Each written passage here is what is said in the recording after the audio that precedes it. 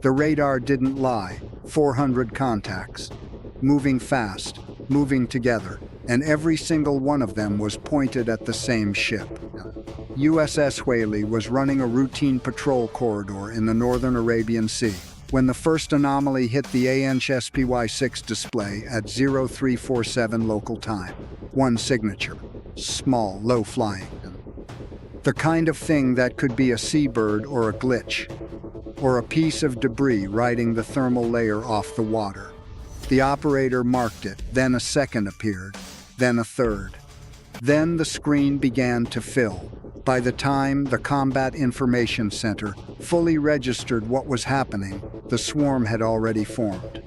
400 unmanned aerial vehicles, moving in layered columns at varying altitudes, between 15 and 300 feet, spread across a 12-kilometer front. They were not random. They were not scattered.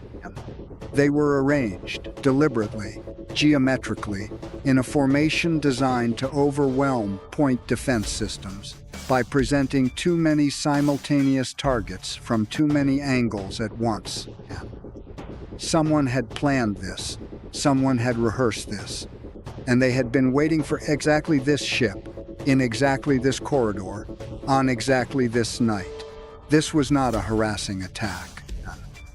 This was a kill attempt.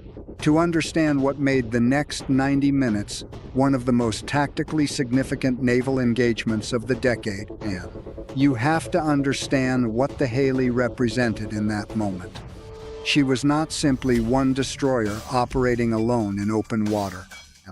She was the forward picket for a carrier strike group operating 60 nautical miles to the southwest, the centerpiece of American naval power projection in the region.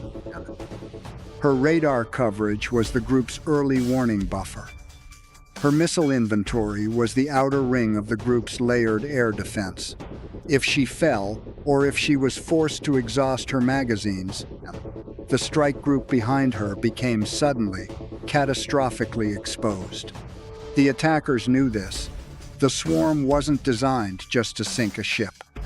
It was designed to blind and strip an entire battle group in a single coordinated action.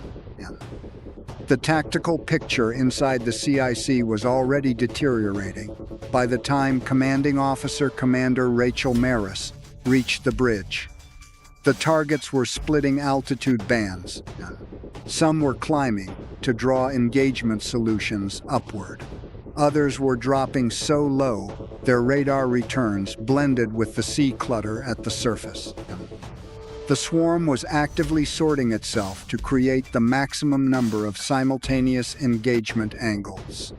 A tactic that had been theorized in classified war games for years, but never tested against a live Aegis-equipped surface combatant at this scale.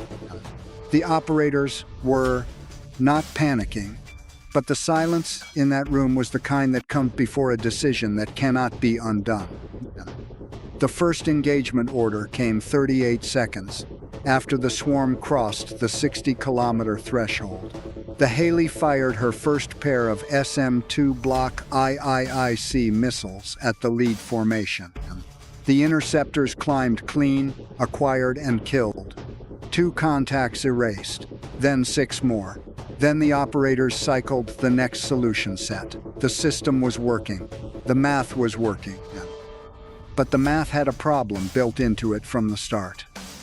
400 targets against a magazine with a finite number of missiles is not a defensive problem. It is an attrition problem. And attrition problems have only one ending if the rate of expenditure is not controlled. Commander Maris understood this before anyone said it aloud. She ordered the shift to CIWS for lower altitude threats and pulled SM-2 fire to concentrate on the highest velocity contacts in the upper formation tier, the drones most capable of delivering a penetrating strike to the superstructure or flight deck area. The 20mm phalanx cannons began cycling, their distinctive grinding roar cutting across the hull as they tracked and shredded the low flyers coming in off the water. The kills were fast and close. Some of the debris was hitting the water less than 400 meters from the ship's hull. That was when the swarm adapted. The second wave, roughly 80 drones that had been holding back at the outer edge of the formation, suddenly accelerated and split horizontally. They were spreading to create a wider engagement cone than the Haley's CIWS could sweep in a single arc. The system can track and engage multiple targets, but it cannot physically rotate fast enough to address simultaneous threats arriving from 180-degree opposing vectors at close range. Someone on the other end of this operation was watching the Haley's engagement pattern and actively adjusting the swarm's geometry in real time. This was not pre-programmed. This was commanded. There was a human intelligence driving this attack with live situational awareness, updating the attack algorithm as the defensive response revealed its own shape. The electronic warfare suite on the Haley attempted to jam the swarm's command frequencies.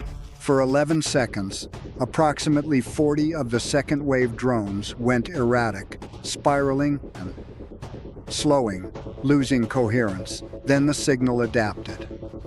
The attackers had anticipated jamming and had built frequency-hopping protocols into the swarm's command architecture. The electronic countermeasure window closed. The drones reacquired their heading and resumed their approach. 47 drones were now inside 10 kilometers. The phalanx was fully committed. Missiles were still firing, but the resolution time on each engagement solution was compressing as the formation tightened. 3 drones got through the outer kill ring. One impacted the water 20 meters off the port bow. Its warhead failed to detonate, its body cartwheeling into the sea in pieces.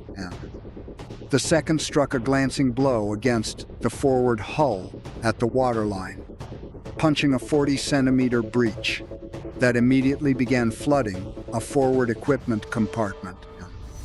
The third was destroyed by a last-second phalanx burst with less than 60 meters of standoff. The fragmentation cloud peppered the bow with shrapnel, wounding 2 sailors on deck. The Haley was damaged. Not critically, but damaged, and the swarm still had over 240 contacts aloft. This was the moment that the battle shifted from a defensive action to a combined operation. The carrier strike group had not been passive. From the moment the swarm was detected, the CSG commander had initiated the air wing. 2 FCA-18F Super Hornets, armed with air-to-air loadouts, had been airborne within 7 minutes of the initial alert. But air-to-air engagement of low-altitude drone swarms is not what tactical fighters are optimized for. Their radar modes struggle with clutter environment near the sea surface, and their missile systems are designed for supersonic maneuvering aircraft, not slow, unmanned targets flying at 60 knots in dense formation. The fighters came in fast, made 3 strafing passes with their 20mm cannons against the outer flanks of the swarm, killing perhaps 30 drones per pass, then pulled off before entering the Haley's engagement envelope. Effective, but not fast enough. What changed the equation was electronic, not kinetic. An EA-18G Growler from the strike group, an electronic attack aircraft, had been vectored to altitude above the swarm. Its crew had been listening to the swarm's command traffic since the engagement began, mapping the frequency hopping pattern, building a profile of the signal architecture in real time. When the Growler's EW officer had enough data, they didn't jam the swarm. They spoofed it. They injected a false command signal into the network, not noise, not interference, but a coherent, counterfeit transmission that mimicked the swarm's own command frequency signature and told approximately 160 drones that their target had moved 12 kilometers to the northeast. The swarm fractured. 160 contacts banked hard and began climbing toward a position in open ocean where nothing existed. The remaining contacts, those either on autonomous terminal guidance or closest to the target with locked sensor packages, continued their approach. But the coordinated mass attack architecture was broken. The Haley was no longer facing a unified swarm. She was facing a fragmented, partially leaderless collection of individual threats. The tactical calculus had flipped. The SM-2s worked through the remaining concentrated threats in the following 22 minutes. The phalanx handled the stragglers. The FCA-18s swept the deflected group of 160 drones as they milled in confused formation over empty ocean, killing them in passes until their guns were dry, and then returning to the carrier for rearm. By 0521 local time, the last radar contact from the swarm had disappeared from the display. Silence returned to the Arabian Sea. The Haley was still afloat, still combat-capable, still holding her picket position. The breach in the forward compartment was controlled. The 2 wounded sailors were treated aboard. The magazine expenditure was significant, but not catastrophic. The ship retained roughly 40% of her interceptor inventory. The strike group behind her had never been touched, but the conclusions drawn from this engagement in the after-action analysis were not triumphant. They were cold, and they were serious, and they are worth understanding precisely. The attackers had come within 3 functional decisions of succeeding. If the Growler had been positioned 90 seconds later, the spoofing window would have closed after the swarm completed its terminal engagement geometry. If the swarm's command architecture had been built with more redundant frequency layers, the spoof would have failed entirely. If the second-wave drones had not spread horizontally, but had instead executed a vertical layering dive from altitude simultaneously with the low surface approach, the phalanx coverage geometry would have collapsed. Any one of those outcomes changes the engagement entirely. What this battle proved is not that American naval defenses are impenetrable. What it proved is that they are currently adequate against a swarm of this generation, and that the margin of adequacy is measured in seconds, in signal intelligence, and in the specific placement of one electronic warfare aircraft at one precise moment. The attackers exposed every seam in layered point defense simultaneously and nearly found the gap. The response that saved the Haley was not the missile system or the cannon. It was signals intelligence applied faster than the attacker could adapt. The next version of this swarm will have fully autonomous terminal guidance with no command signal to spoof. The architects of this attack already know exactly what failed and why. The Arabian Sea does not forgive ships that rely on solutions that worked yesterday.